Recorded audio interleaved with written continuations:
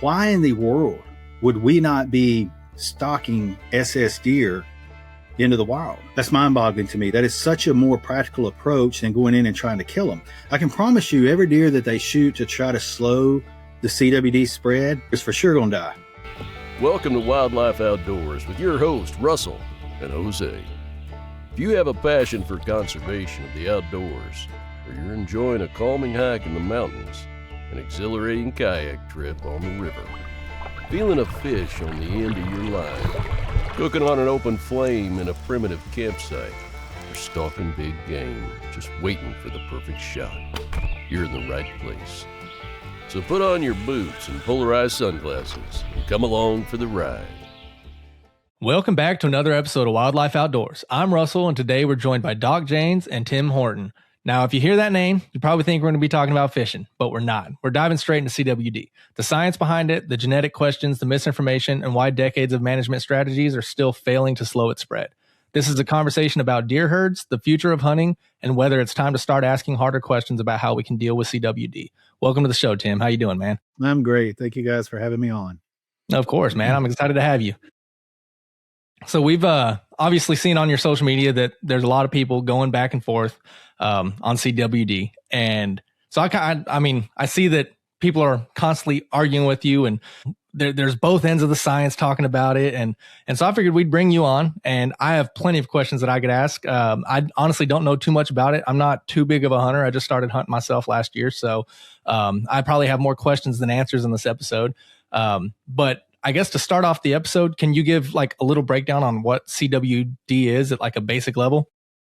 Yeah. So chronic wasting disease is a disease that affects cervids. You know, that's not just the whitetail deer. You've got elk, moose, mule deer, and even some in Europe. So CWD was discovered in the 60s in Fort Collins, Colorado, supposedly where some captive mule deer were in the same place as sheep that had scrapie, which is also a TSC disease. So from there, you didn't hear much about it early on. And then I guess probably to me, the big news is when it came across the Mississippi River, really got into a lot of whitetail hunting, Wisconsin, Nebraska, places like that.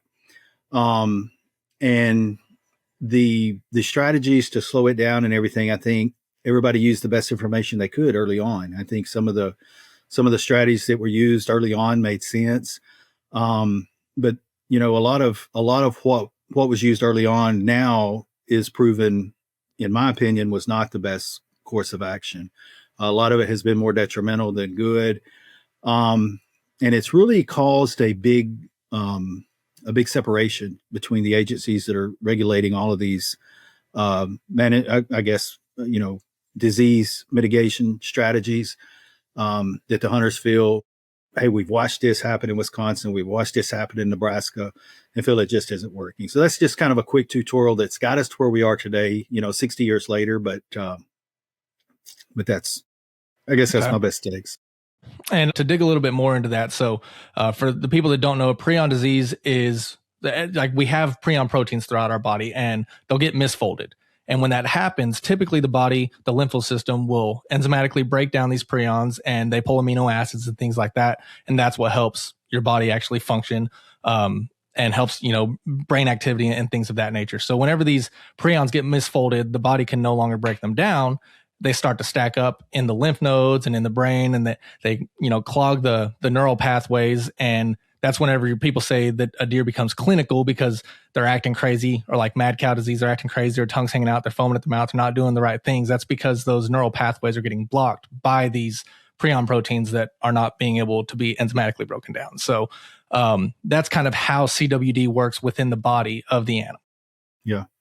I've always had a good analogy that I tell people sometimes. I think it's a lot like the Jenga game, you know, that we play. And, you know, where you've got the stacked up blocks. And if you pull one out that's not close to where you pull another one out, you're probably not going to have a problem. But when you start pulling out a lot of them in one specific area, that's when things are really going to break down. And these misfolded proteins, you know, prions happen in heart disease. They happen in even our skin as we get older. You know, I can promise you, Russell, your skin's different than mine and Doc's sitting here as we're talking. It's just, it's more durable when you're younger, and the heart is more durable. So, proteins are connective tissue. That's what they are. So these prions that start breaking down cause a problem. And the problem with CWD or BSC or Scrapie or any of them is, brain cells don't replicate, so you can't, you can't heal. So that's a problem that it becomes. And that's why a lot of people say, it's old age in deer. Obviously it shows up a lot more in older deer than it does younger deer. There are some exceptions, but for the most part, that's the given on it. Yeah. And you mentioned a little bit earlier that, so we've been dealing with this, it was discovered like 60 years ago. So for decades, agencies have been focusing on detection, surveillance, harvest rules, and trying to slow the spread. CWD has continued to expand geographically and in prevalence despite those efforts. I think a lot of what, in my mind, seems to be the issue is, okay, well, we've been working on this for how long, and we're not really seeing anything improve. So at what point do we ask different questions? What point do we try different things? And if I'm not mistaken, I think Oklahoma is doing some research on like genetic variances between different genotypes that seem to be more are less likely to actually get CWD or become clinical if they are exposed. Is that correct? Yeah. So the genotypes, there's millions of genotypes in a whitetail deer. But Dr. Christopher Seabury in his studies at Texas A&M has discovered that there's about 10 that really have a lot to do with deer that get CWD, but also that do become clinical and die. Codon 96 is the primary one. And codon 96, you've got GG, GS, or SS, so the G being either glycogen or serin. And what they have found is the deer that are SS or even GS has a lot more resistance than the GG deer, which is primarily what's in the wild. And what they have found is that, they went back and looked. I noticed posted a study the other day in Alberta where they went back and looked at depopulated. The good thing about obviously DNA is it's there. So if they're freezing these samples, they've got them. So when they went back and depopulated these deer in Alberta and they kept their lymph nodes that were either CWD positive or not, they were able to go and take these tissue samples and look. Well, when they went back and looked, it actually got stronger. So the SS deer became stronger in their resistance. So I think it was from 2012 to 2024. There was only one or two deer that were SS in a complete CWD environment. You got to realize these deer were eating out of the same troughs, drinking out of the same water in a captive herd scenario. And only one or two of the SS got it. Well, from 2019 to 2024, there were 96 and none of them got it. So you're talking about exposure over and over and over, replicated over and over and over to deer that were in that pen that had CWD and they didn't get it. So I think if you look at it, and that's my frustration when you look at, some of the people that are big pushing the NDA, National Deer Association, rhetoric, they belittle that research, and it makes you wonder, hey, do they want a cure, or what is it that why in the world would we argue that? I mean, we have finally found something that is positive in finding resistance to CWD. And even more studies, and I'm sorry I'm rambling a little bit, but even more studies show in Wisconsin and these places where CWD has been so long, the SS genotype is growing. The GS and the SS are growing at codon 96, which tells you that Mother Nature's helping it and fixing it, So Can you give a like fifth grade explanation on SS and GS? Yes, great question. Sometimes I'm sitting giving fishing tips on my television show, and I'm thinking, man, I left half the audience because they may not know what a polymer knot is. But great questions. So a deer in codon 96 has three variables that it can be. It can be a GG, it can be a GS, and an SS. So when an SS breeds with an SS, 100% of the time it gets an SS. It's kind of like, what was it, the Putnett Square we had in school that we learned blue eyes, brown eyes, the whole thing. Yeah. So when a GS breeds with an SS, it can get a GS again or an SS. When a GG breeds with a GS, it's either going to get GGs or GSs. Same thing across the board. So you're going to get one of those three with every breeding cycle. But 100% of the time when an SS breeds with an SS, it gets an SS. So So it's not like we're trying to change genetics to get bigger horns. It's not like we're trying to change genetics to get a bigger body deer. This is something that's going to happen if if a person has two blue-eyed recessive genes and they breed in a human and they have a baby and they're both blue eyes and they both have BBs, lowercase BBs, they're going to have blue eyes. That's just the way it goes. And so that's basically the scenario of the whitetail deer at Codon 96. Now there's other ones, I think Codon 128 or 125, and I know Codon 95 is also a big example. So what Dr. Seabury did, he went and he gave it a GEB value, a genomic breeding value. And he took all of those and he like a lot of my deer that I have here at Willow Oak, not a lot, all of the fawns that we have, we send off every time they're born and we get the breeding value. So we're eliminating the GGs and breeding only with the GS and SSs. So that's what we're doing to create a more healthy, resistant CWD deer. I see. So, I mean, there's scientific, meaningful differences in susceptibility and progression. So, why do you believe that this hasn't been explored more aggressively as a part of management rather than just being treated as a side note? Because it doesn't fit the narrative, and I don't mean that to be ugly, but when you read Kip Adams say, he literally, the NDA is quoted as saying the SS deer act different. Okay, if they act different, then you should be able to go in the wild in Missouri where they're culling these deer and be able to tell we don't need to shoot that one. That's a GG or that. No. And they say this will take 100 years. Well, it's only been since 2002 in Wisconsin, and it's already changing without implementing any strategy of what Oklahoma's doing. So it's the first generation. So if let's say the state of Oklahoma or a private landowner purchases one of these bucks and he puts a collar on it and he says, hey, look, we're going to monitor this deer. We're going to see how it's doing.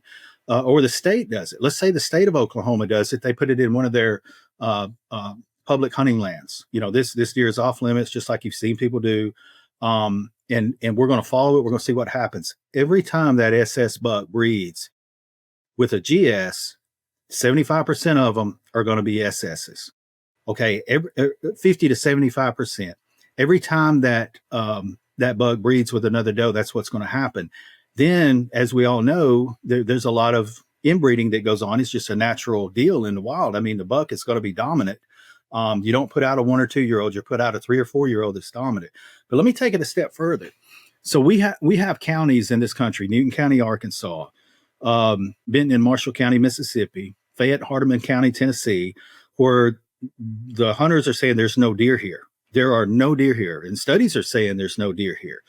Why in the world would we not be stalking SS deer into the wild? And that's just that's mind-boggling to me. That is such a more practical approach than going in and trying to kill them. I can promise you, every deer that they shoot to try to slow the CWD spread, that deer is for sure going to die. Yeah. And you're not. And so let's say we do a targeted culling program, which is what Illinois did, what Wisconsin did, what Missouri is currently doing, what Tennessee is currently doing, or you do like Mississippi, where you give an earn a buck and you're encouraging people to shoot as many deer as they can. I literally heard William McKinley, the head deer biologist in Mississippi, say, if you get a deer that tests positive, go back to that stand and shoot every deer you can. Okay, that is eliminating any chance of the healthy deer surviving. You're taking Mother Nature out of the equation. And it's strange that all these places that like Newton County, Arkansas, already had a low population. That was not a high deer density area anyway. And now when they went in and did their initial study, for that entire deal, they shot every deer they could. Then predators take over, and it just becomes a domino effect of you're going backwards, and the data shows it. Everywhere they've done this, it's never worked. You look at what Wisconsin did. Okay, when they did their targeted removal, they killed 172,000 healthy deer in Sauk County, Richland County, Dane County, Greene County, and populations plummeted. Okay, and then, which is what they wanted. And in 2002, I would say they probably had the data that said we're probably doing the right things. Okay, populations plummeted. Then they continued their earn a buck program. The hunters were so frustrated with them coming in sharp shooting their deer, they said, okay, we're going to let you help with this. Okay, for every doe that you turn in, you're going to get another buck tag. populations continue to decline. Since 2012, when all of that ended, populations have increased regardless of prevalence. And the SS genotype is growing. And I think when you see, like I was told this, I can't confirm it, but I was told this from someone. So Boone and Crockett is welcome to tell me that I'm wrong here. But I was told Boone and Crockett has told the state of Oklahoma, we're not going to recognize any record class deer going forward if you release deer in the wild. You tell me that you have the deer herd in the best interest. Okay, we're worried about a measuring contest over the health of the whitetail deer and the heritage and the history of this. Like I said, I have not seen that written. I know we shouldn't speculate. They're welcome to get on here if they see this and say it's not true. But I've read the NDA stories. They belittle SS genotypes at every scenario. And that's what's frustrating to me, and then you look and you see the amount of grants that these companies are getting from CWD management. It's just frustrating, Yeah. And it feels like to me, business. So let me give you an example. So you can go look at the story that National Deer Association done. They've done 2 or 3 of them on SS genotype deer. Okay.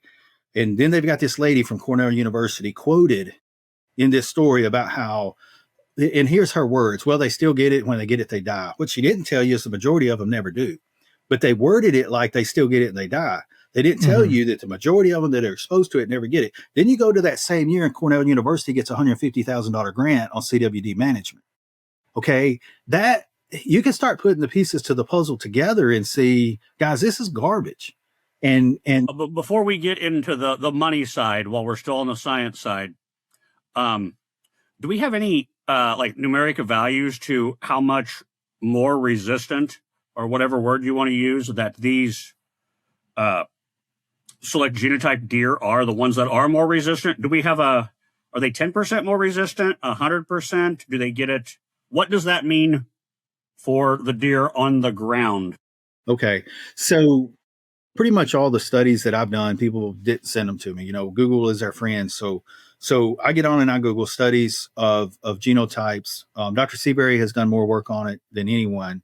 I feel if there was ever a conservation award for the whitetail deer, that guy should get it, because what he has come up with on this and the data. To answer your question, Doc, everything that I have read, like I found, if you look up the study that in Alberta, in Saskatchewan, that happened with the farm deer, 96% of those deer that were SS, were not positive. They were CWD negative in a CWD environment. So in this study, those deer were depopulated. So, and it also had the age of them. The Arkansas study, there was another study that just happened, and the Arkansas Game and Fish was involved in this study, as was Tennessee, the TWRA, Tennessee. I get confused on all the acronyms. They all have different acronyms, but the Tennessee agency was also involved in it. So they studied Newton County, Arkansas, and they studied Fayette and Hardeman County in Tennessee. What that study did, they went in and killed the deer to test them, like in late spring after the fetuses were already developed in the does. And what they wanted to do in the process of the study was determine, okay, if a deer is CWD positive, what is its genotype and what is its fetus? So I think Arkansas had 1 SS deer in theirs, and they didn't capture a lot. It was like 10 or 15 deer per county. And it was an SS that was 6 years old, did not have CWD. Think about that, 6-year-old deer in a CWD environment. And then you had GS deer, and it was kind of across the board. And then you have GGs. I don't have it in front of me. But then the fetuses, the GS deer in the Tennessee area all had GG fetuses. So what does that tell you? The balance is off. They went in to cull them. They killed them. They didn't just kill, deer that were removing. They killed the healthy deer as well. So things are getting worse there from that study. So, I think the only thing we can look at, unless in what these state agencies should be doing, because you can send a test to a lab in Colorado and it's like $20. So we're spending all this money testing these deer. They could send, and they still have the lymph nodes, send them off, go figure it out. Why do they not want to show that? Why do they not want to discuss that. It's cheaper than getting a sample. You can find out if a deer is GG, GS, or SS from that lab. And I don't know. It's almost like the environmental deal, like I posted yesterday. It's just not a discussion. Millions of tons of CWD material getting moved throughout the country, and we're worried about a deer. It's just don't take the science from one side, and if it don't fit your narrative. Because, how would they control? We'll get to that later. But Doc, I hope one clarification. My farm is we're 15 minutes from Newton County line in Arkansas, and that study had a captured sample size of 407 whitetails. Okay, that's a different study though. Are you talking about the one the University of Georgia done, or the one that was collaborated with Tennessee? The one in Tennessee was just released this year. I'm talking about the one that was a Irby, Gene Rush, WMA. I think it was through MSU Deer Lab, perhaps, or University of Georgia, one of the two.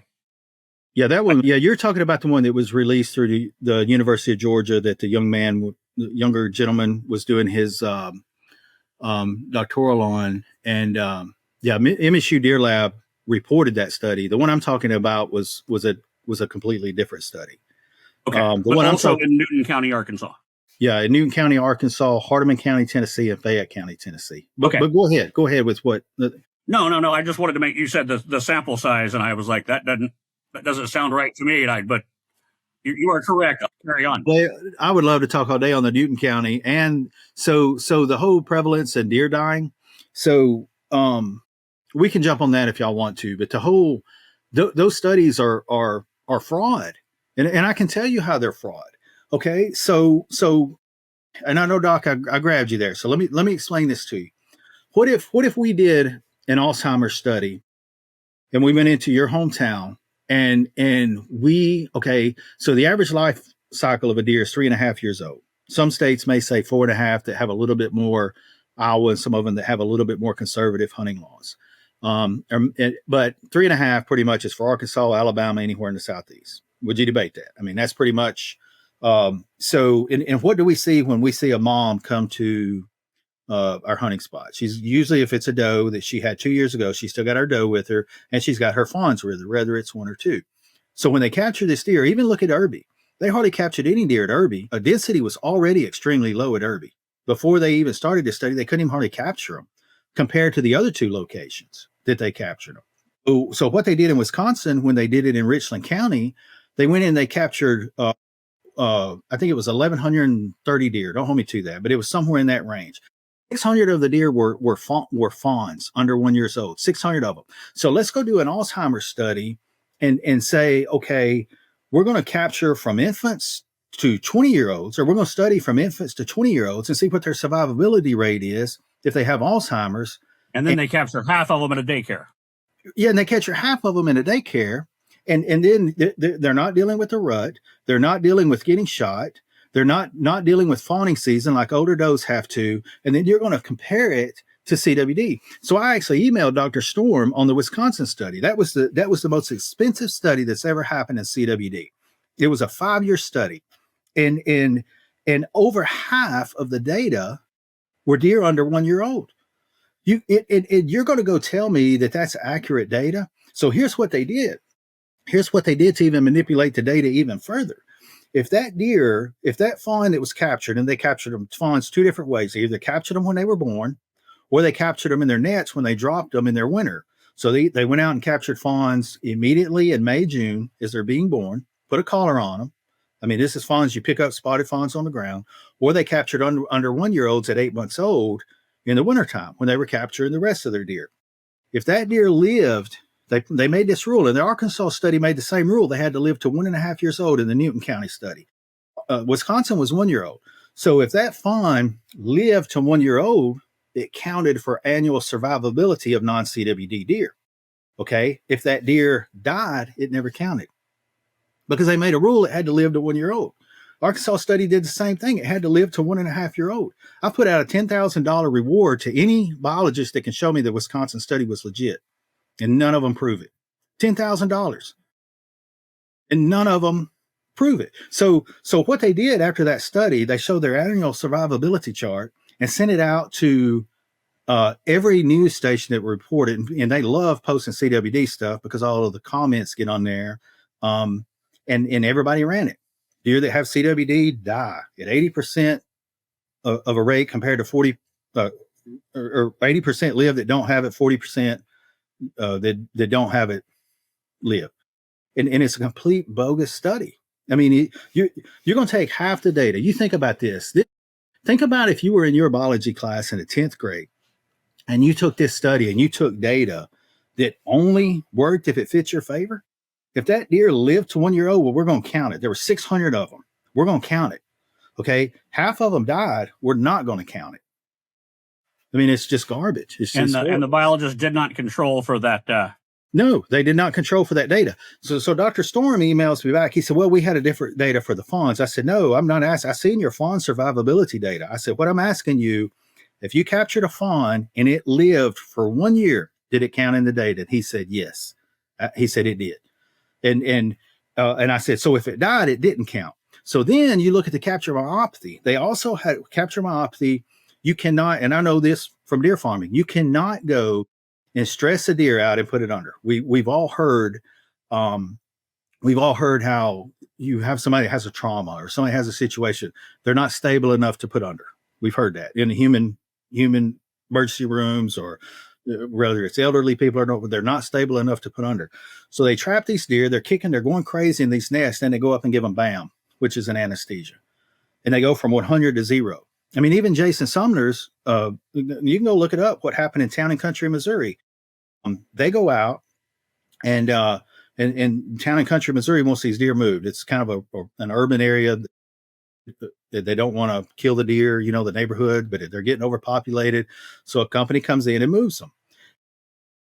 And they move them to another location. 30% of them died.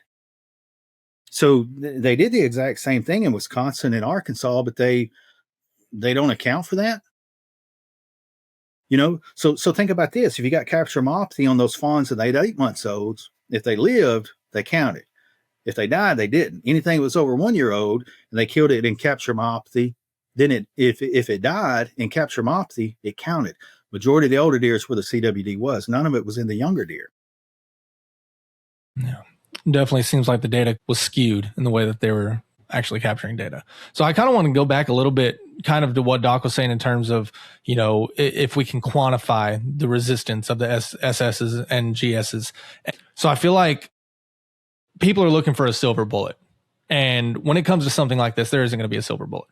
And, even if genetics are not like a silver bullet with the SS, there's an argument that slowing disease progression at a population level could still meaningfully reduce impacts over time. And I feel like a lot of people are overlooking that, and I feel like a lot of people that are kind of on mine and your side of this aren't saying, oh, we're going to solve this problem, just put SS deer out there. And I think people are trying to oversimplify that. And that's not, in my opinion, that's not what a lot of people are saying. It seems like we're saying, hey, we've been trying to mitigate the spread for 60 years. We're not being successful at it. Why not try something else?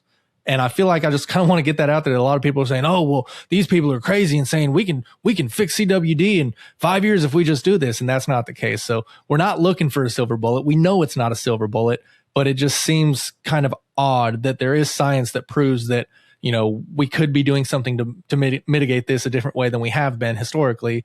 And there's a lot of people not wanting to do it. So, the biggest thing to me with that, Russell, is, when you look at it and people will say the SS genotype is not prevalent in the wild. And there's places it's not. In the South, it is more prevalent. You don't see CWD in the South the way you do Midwest. There's some small pockets where you see some examples, northern Mississippi, southern Tennessee, Newton, Arkansas. You can say Arkansas is a southern state. You kind of start getting into that Midwestern part, though, when you get above the Ozarks. But so if that's the case, if SS genotypes are more prevalent in the South, and Dr. Seabury's analogy on that is Scrapie's been around since the 1700s. Okay. And when the Spaniards come here, they brought sheep. That was what they ate. They brought sheep with them. So if Scrapie jumped from the sheep to the deer through through Scrapie to CWD, as everybody says it did in Fort Collins, Colorado, that's going to explain why there's more SS deer in the South than they are in the north. We can tell you as deer breeders, we have a deal called hardy deer. Okay. And all the deer breeders will tell you southern deer are more hardy than northern deer. That doesn't mean CWD. We've been moving deer around in the state of Alabama for 30 years now. There's never been a case in a deer breeder. And every deer we die over 1 year old has to be tested. It's not an option. And unless the deer is completely decomposed and they can't get a sample out of it, that deer has to be tested. Well, the SS genotype is already changing. So it's in the South. Why is it further along? And here's what else we don't know. Okay, we didn't look at genotypes in the 50s and 60s. Who's to say the SS wasn't a dominant genotype and some other disease come along that the SS was not resistant to compared to the GG? We didn't have data looking into that. So if Mother Nature fixes itself from overpopulation, there's going to be certain genotypes that are going to be more receptible to any disease. EHD is a whole completely other topic that Dr. Seabury has also proven that certain deer are more resistant to EHD from a genetic standpoint. You look at Ohio and the catastrophe they had this year, it hit pockets. So what is happening in Newton County, Arkansas, I can promise you one thing. I don't know about all of the different genotypes, but I can promise you those little tight pockets of deer where that was so bad, those deer are related. All of them are related. Same thing in Franklin County, Alabama. Same thing in Richland County, Wisconsin, Sauk County, all of the places. So these little areas that are so bad, what if the GEB value was so skewed the wrong direction that if they were even around CWD, bam, it got them. And then you got deer that can be around it just like, it's almost like a school teacher, an elementary school teacher. They don't get sick because they're around sick kids all the time. They build up immunity. Go ahead, Doc. I'm sorry. Can you give us a 30-second blurb about what your personal and professional experience is in the captive deer breeding world? Yes. Willow Oak Lodge, we raise deer. We have captive cervets, just like most high fences do in the state of Alabama. The state of Alabama has been tested. And here's why I did this post on this the other day. So every deer breeder that a deer dies that's over 1 year old, we have to have it tested. So you think about the scenario of the headlines on this. Okay. You go look at the states that we border in Mississippi. Mississippi's loaded with CWD. Okay. Go look down the property line of Alabama and CWD. I would say there's 25, 30 counties that connect each other. None of them have it except that northwest corner of Lauderdale County that connects to Mississippi. There's on those two counties that Alabama has never had a breeding facility. Never. Okay. Now let's take Tennessee. Go all the way across the Tennessee state line as it connects to Alabama. None of them connect that have it. Okay. Now let's do Georgia. Go all the way down the Georgia state line. None of the Georgia counties have it. And we have been moving deer for decades in the state of Alabama. Okay. So when it gets into a breeder pen, and it will, when it gets into a breeder pen, the headlines are going to be, CWD found in a captive deer and in the blame game by NDA, and everybody else comes along, which in fact, okay, here's another scenario. I can't go to Arkansas and bring a deer in, or Arkansas doesn't transfer. Let's say Florida, we border Florida. Florida transfers deer. Louisiana transfers deer. Texas does. Pennsylvania, Wisconsin. I can't get a deer from any of those states and bring it into Alabama. That has been the law for decades. Okay. All of these deer breeders are checked under a microscope. We're under a microscope. Nowhere has there ever been CWD in the state of Alabama in deer that are moved. It's the same thing in Texas. All of these reports about, and what they always say in Texas is deer that were exposed to CWD and they do a trace out. It was in the wild in Texas first. So Mississippi got it in 2018. Tennessee got it a year before that. None of those places moved deer. None of those. Does Arkansas, Doc? You may know that. I don't know. To my knowledge, no. Also, as a follow-up, is there any cervid that is more tested for CWD than those in captivity? No. Because obviously it would be like the easiest ones to test. Yes. And you guys have a financial interest in having the healthiest deer. Right. So to me, it would make sense that you guys have the most tested deer in the world. No doubt, and it's not just CWD; it's EHD as well. So for instance, I had some deer a few years ago that I lost to EHD. All four of those deer had the same had the same breeder buck. All four of them, out of 100+ deer, all four of them had the same breeder buck. So we know now I'm not breeding with anything on that bloodline. So now you're taking it even a step further of CWD. You're also looking at EHD. And the reason these places are getting blowed up in Ohio and these places getting further north, those deer have not built up a resistance as they have in the South. So, and that's what's frustrating with me. You see all of the, anytime I do a post, you'll see the copy and paste of the spread in Texas, and they related it to a deer breeder. The fact of the matter is, it was in the wild in Texas first. It was in the wild in Wisconsin first. It was in the wild in Tennessee first, and Mississippi first. So why did all these agencies not keep it out of these breeder pens, but then you're going to blame it on the breeders, and that's, I don't know, that just, your captive deer, your captive cervids got it from the contact with wild deer, presumably like through a fence. Like it didn't originate with you guys. You guys got it from the wild because obviously it was found in the wild first, not found on your farm first. Well, and it could be environmental too, Doc. It could be, we did the post yesterday, and I've never had a post go viral the way that one I did yesterday has. But all of those studies showed that you go put a wheat seed in exposed CWD, the wheat that grows has CWD, corn has CWD, alfalfa has CWD, and then we ship that all over the country. Okay, we as deer breeders are getting feed from who knows where the corn is going to the feed mills. The same thing for not deer farmers, but people that are hunting in the wild in Texas and Arkansas.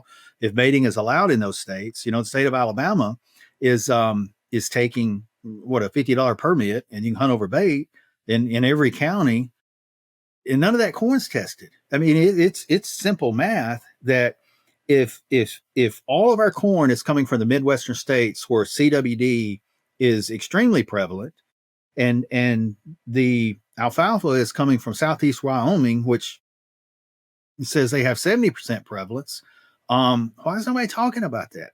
I mean, you go eat at a restaurant and you're eating chips and salsa, you're putting more CWD prions in your body than any amount of venison you could eat. I mean, it's like, and that's the part that frustrates me. I told the Alabama DNR, I said, literally, you've got on your website, if you clean a deer, don't use kitchen utensils, use knives that you're going to throw away. Are you kidding me? How many deer hunters are we going to recruit when you read something like that?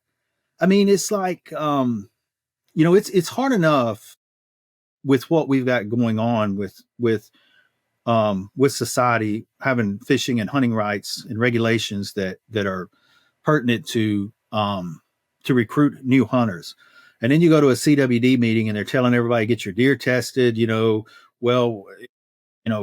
never jumped, but it could. And what about the corn reading? What about the potato chips? What about the Lays that you open up every day? I personally loved your line about the next time a vegan asks you about CWD, like, you're more at risk than I am.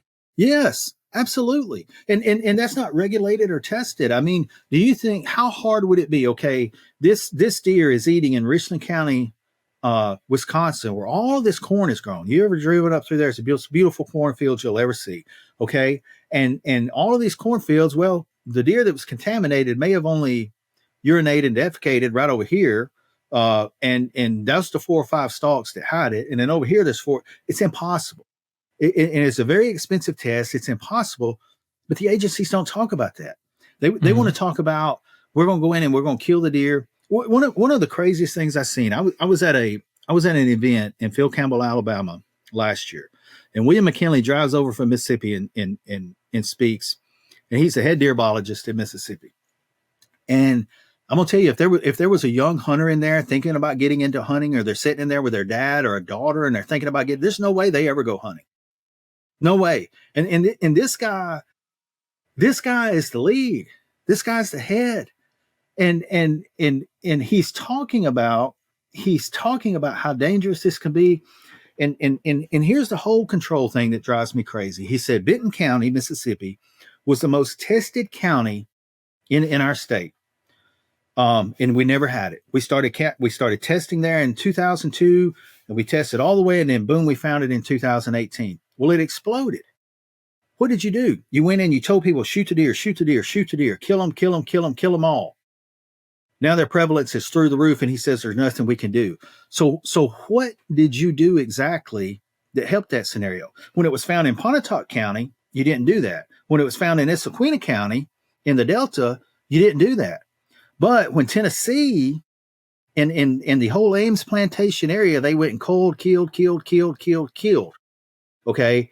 And now it's the highest prevalence in the country. But yet they don't step back and look at it and see, man, we need to admit that we messed up. But no, they still sending out letters. We want to come in and kill your deer after the season. We want to come in. If a farmer wants a farm deprivation tag, they'll give them whatever they want. If a hunter in these counties wants to earn a buck, they'll give them as many permits as they want, not to the individual, but to the property. So everybody in your whole family can go kill them. But they're not looking at it like, man, this didn't work. 1 out of 4 deer we're testing over here has CWD. Well, why did it not happen in Issaquah County? Why did it not happen in Pontotoc County? Why is it not happening in the Delta? So it's mind-boggling, and that's the part that frustrates me. And then you see them quote these studies, and none of it's come to fruition. If you look at the Arkansas study, Doc, that happened in Newton County, okay, the University of Georgia, 2 paragraphs in, they give all of the people they relate to that story, all of the citations that they list of people that back up the studies that they've done in this similar stuff that happened in the past. The one in Colorado didn't come to fruition. The one in southern Wyoming didn't come to fruition. The one in Wisconsin didn't come to fruition. None of them did. When they left it alone, the population started growing. But to leave it alone, you mean when they quit calling? When they quit calling, and it's none of it happened. You can look at Wind Cave National Park. It's a high fenced park. I think it's 3,000 acres, high fenced, out west. What state and county for those of us Is unfamiliar? it Colorado? I think Wind Cave is in Colorado, or it's out west. I apologize. I don't know the state. I should, but I do know Wind Cave is a national park. It's like 3,000 acres, high fenced. It's had CWD since the 80s in the elk population. Elk herd up more than whitetail do. I mean, they don't get over here. You don't have individual roamers. Wind Cave National Park, they have to kill elk every year to keep them from overpopulating. They have to kill them. And the prevalence, the prevalence don't keep growing. It's worked itself out, but yet they have to kill them to keep them from. So how is CWD? These deer can't get out of there, and the state has to come in and kill them every year. I mean, that's as controlled as you can be. And elk drew the wrong straw when it comes to CWD. Go ask anybody. It's worse on them and mule deer than it is whitetail. But anyway. For clarification, it is in southwest corner of South Dakota. It's a South Dakota. An Rocky Mountain elk wintering ground. For Wind Cave. Yes. What's happening, y'all? This conversation ended up going a little longer than we planned, and there was just too much good discussion to rush through. So found a good stopping point here. We'll pick up this conversation in part 2, which is going to come out next week. This has been Wildlife Outdoors. Thanks for listening. Follow us on Facebook at Wildlife Outdoors and on Instagram at wild.life.outdoors. Let's go live life on the wild side.